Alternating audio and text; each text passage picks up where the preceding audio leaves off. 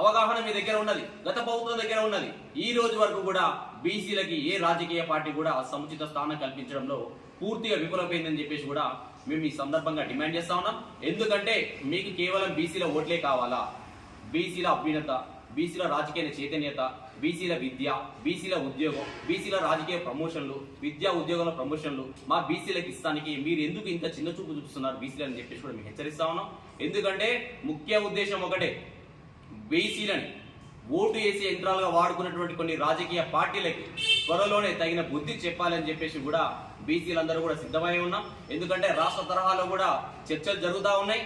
ఎందుకంటే రానున్న రోజులలో ఈ పండగ తర్వాత, దసరా పండుగ తర్వాత బీసీ ఉద్యమాన్ని ముందుకు తీసుకువెళ్ళడానికి తగిన కార్యాచరణ ఎలా రూపొందించాలని చెప్పేసి కూడా జాతీయ నాయకత్వం, రాష్ట్ర నాయకత్వం కూడా దానికి సంగా చర్చలు కూడా చేస్తా ఉన్నారు. ఎందుకంటే రాష్ట్ర నాయకులందరితో కలిసి అన్ని కుల సంఘాల అధ్యక్షులతో కూడా ప్రతిరోజు సమావేశాలు కూడా నిర్వహించడం జరుగుతుంది.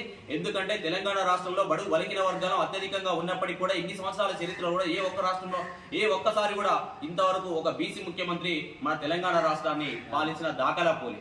ఇంత అరాచక మా తెలంగాణ రాష్ట్రంలో అని చెప్పేసి మనం ప్రశ్నిస్తా ఉన్నాం. ఎందుకంటే అత్యధికంగా ఉండేది మా బీసీల ఓట్లే.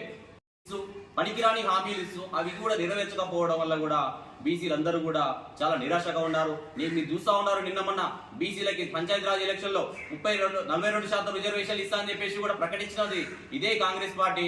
ఇప్పుడున్నటువంటి ముఖ్యమంత్రి రేవంత్ రెడ్డి గారే.